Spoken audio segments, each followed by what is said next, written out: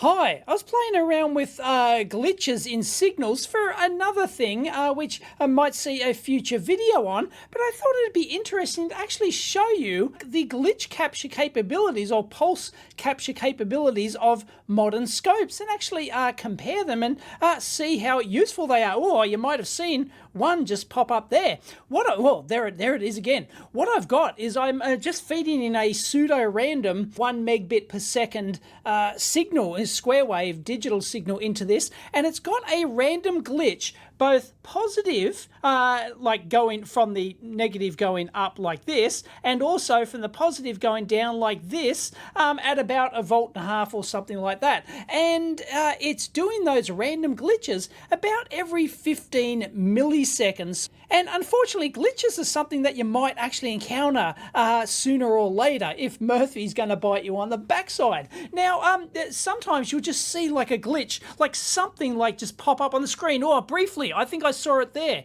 very briefly actually pop up, and you might think, oh, what is that? Well, there it is again. What is that? And how do I trigger off that? Well, of course, one of the easiest ways to do it, of course, with any scope, you don't need any fancy glitch capturing or pulse trigger capabilities. If you just want to actually see if something's there, of course, you can just use infinite persistence mode. If you ever see like some weirdness happening on your screen, not only turn your intensity up for your waveform because you'll see it better, but also turn on infinite persistence display. So we can actually, on this Rohde Schwarz MX04 here, we can go into settings. It'd be nice if they actually had this up the top or a button, but we can turn on infinite persistence here, and let me actually reset that. Okay, I'll clear that after a couple of seconds. Boom, we got our first one. Boom, we got another one.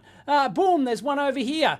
Come on, capture, you bastard, come on.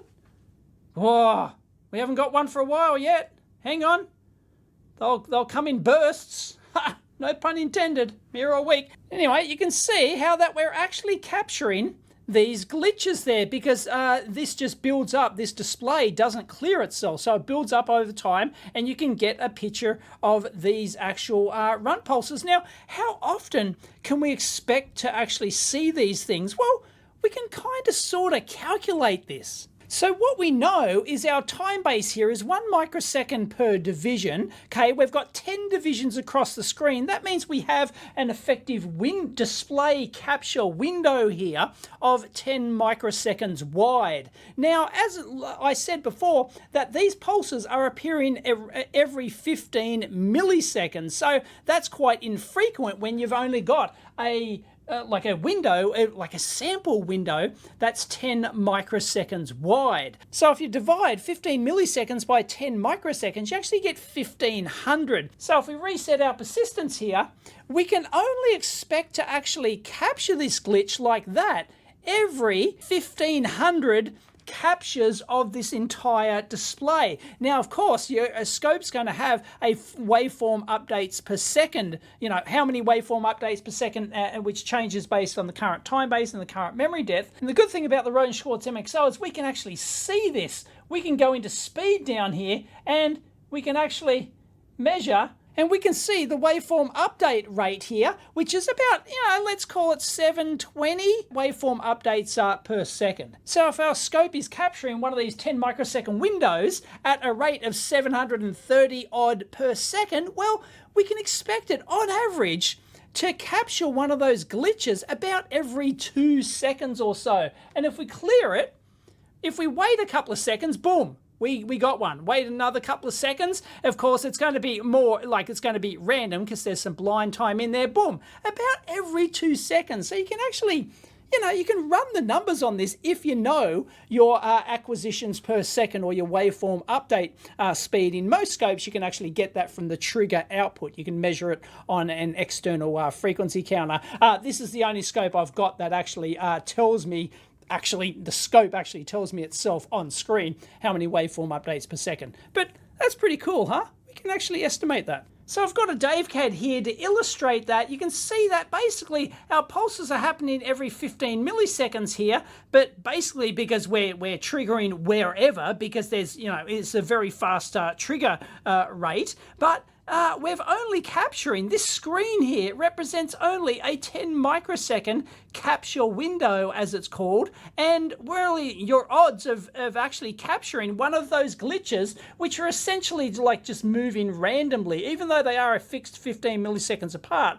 As far as the trigger system goes, they're just moving randomly across here. So the odds of finding one there are dependent upon your waveform update rate and how lucky you are, basically, and, you know, averages, statistics. So that's why if I clear that and we're at 730 odd waveform updates per second, we expect to capture one every couple of seconds.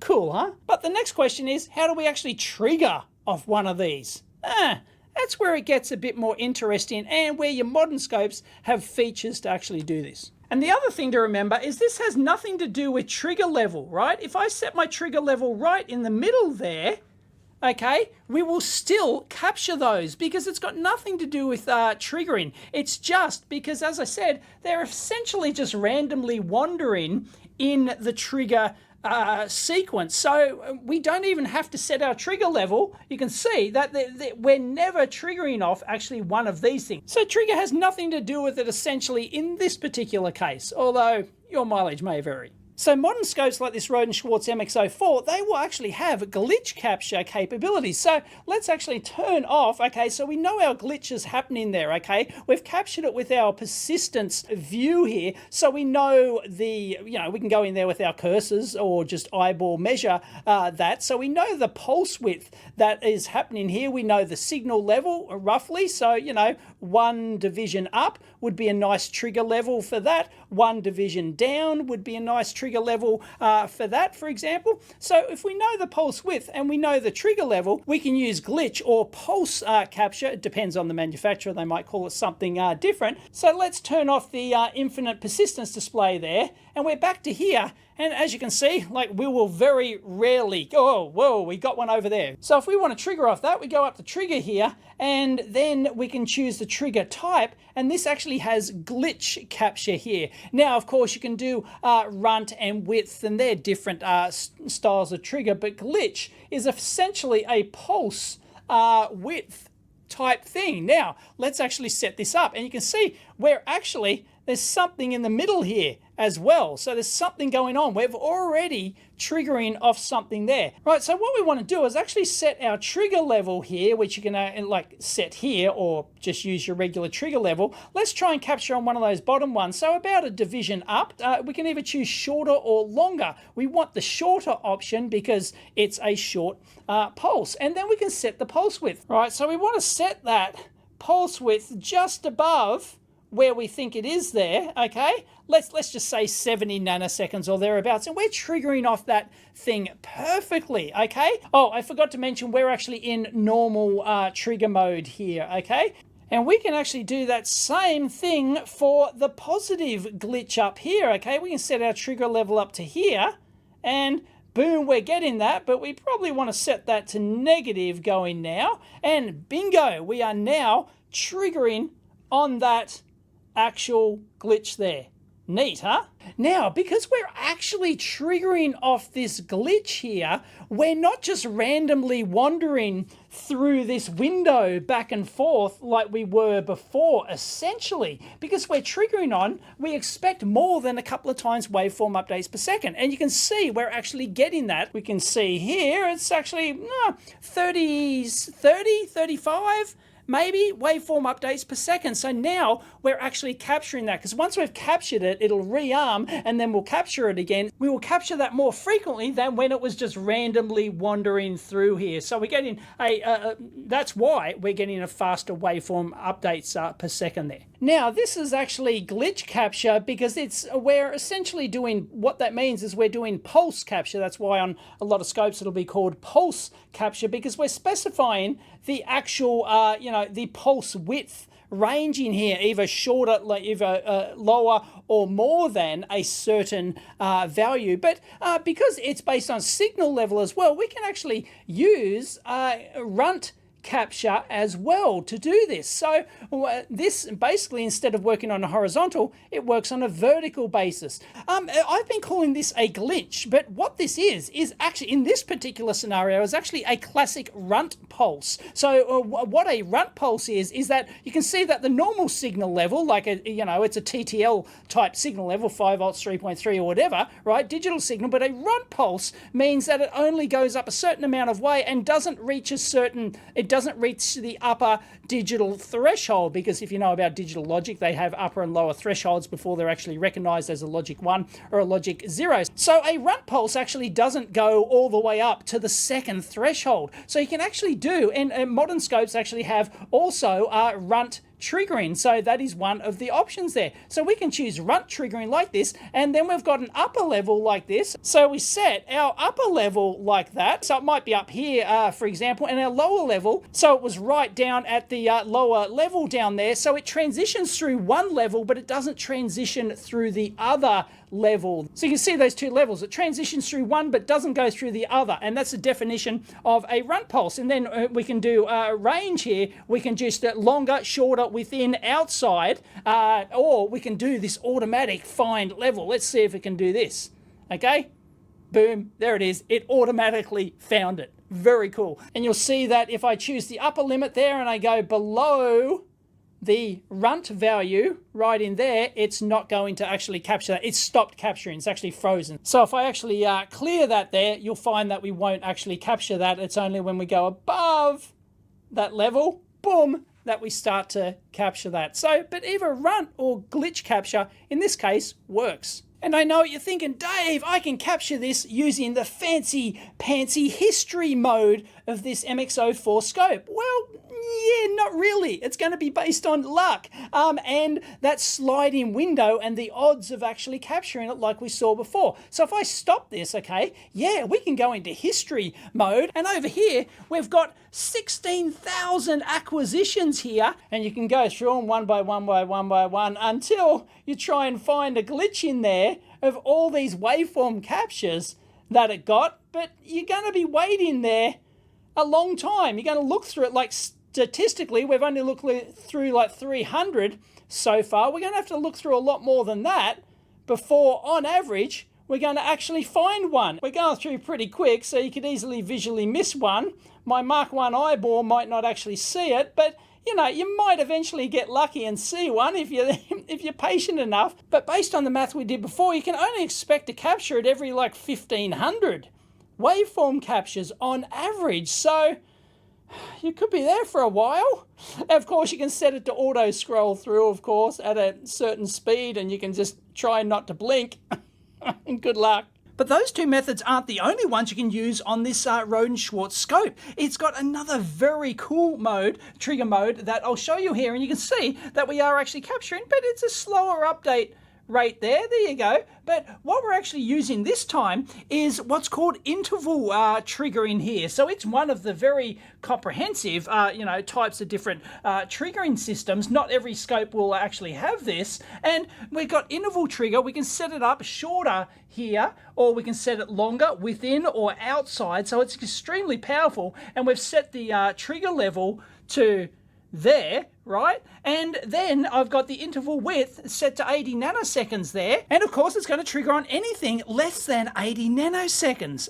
It's another way to actually capture it. Check this out. This is very cool. It's got this find level here. So it's got this automatic level. Watch this. Find level.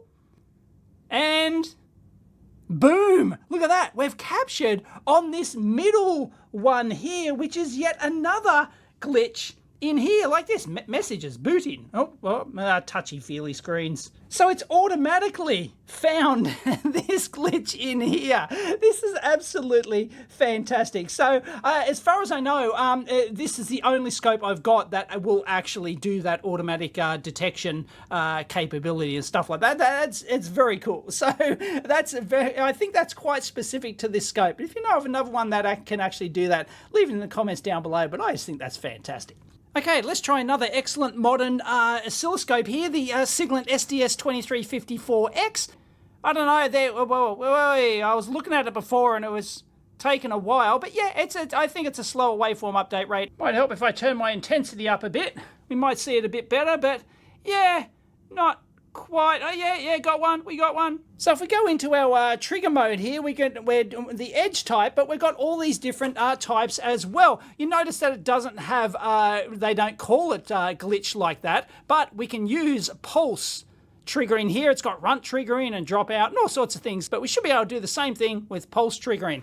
And boom, we've got it here. Now, this one, it does it, like explains it a little bit differently here, but we can choose the different limit ranges here. We can choose less than or equal to a value. We can choose greater than or equal to a value. We can choose within two particular values, or we can choose outside two particular values here. But if we choose inside a particular value, so it's within 79 nanoseconds and 2 nanoseconds, boom, there it is there. No worries. And we can also use the runt trigger thing here. Once again, we can choose the different styles there, and we've got the positive edge, but I'm only at 28 nanoseconds at the moment. So if it transitions through this signal level here and not this signal level here, we should be able to pick it up. So if I increase that, but that's also dependent upon the time as well. Hey, there it is. So once we got greater than the pulse width of that little runt pulse there, which we can actually measure, use this as a tool to measure it without using our cursors. We'll see once we hit about 55, once this baby hits 55 miles an hour, you're going to see some serious runt pulses. And just to show you that you don't need a big, fancy, expensive oscilloscope to do it, bottom of the range Rigol DHO800 here, no worries whatsoever. There is our glitch. We're using pulse triggering. It's got all the different fancy types. We're using pulse triggering at the moment, but it's got runt, it's got timeout, it's got nth edge, and it's got duration, and yeah, more things than you can poke a stick at. No worries. And if you choose pulse, you've got the different types here. I've got it set to 80 nanoseconds here. You just set the level. Bob's your uncle. So we can set our 2 levels for runt there, and our lower level is around about there. No worries. And bingo, there's your runt pulse. And of course, you can single shot capture that every single time. So you don't need an expensive scope to get these sorts of advanced trigger capabilities. They're now available on the absolute bottom of the range sub $400 scopes. Brilliant. You just need to know how to use them. And again, to find the runt pulse in the first place, doesn't matter if you have a fast updating scope or not. Well, this one's actually pretty quick. You can set your infinite persistence here, and then we can clear that, and then they'll pop up. No worries. Come on. There we go.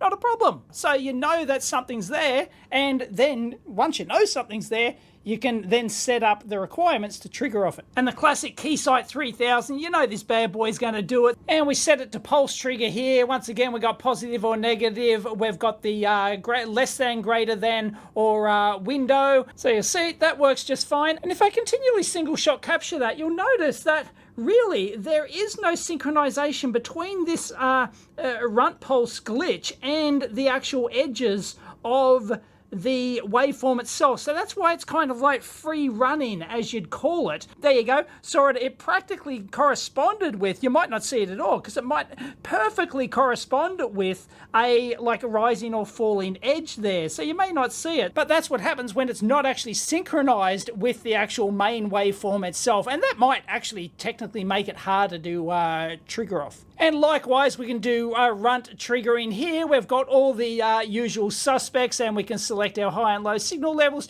And also we've got our qualifiers as well. They actually call them qualifiers. So a lot of scopes will call these things, and the selections and setup of them, you know, something, they'll use some different terminology, but they're essentially all doing all the same thing. And of course, we can't leave the Tektronix fanboys out. So yeah, we've got pulse width, we've got runt, we've got all of them. So there you go. There's the there's the pulse width. No problems whatsoever. But wait, there's one more. There's one more type of triggering that might, in this case, be able to get it. And that, well, you just saw it update there, is zone triggering. Now, my Keysight has this. My Rohde and Schwarz has a zone button. You can see it up the top there. But if I press it, it does nothing because it's not functional yet. Come on.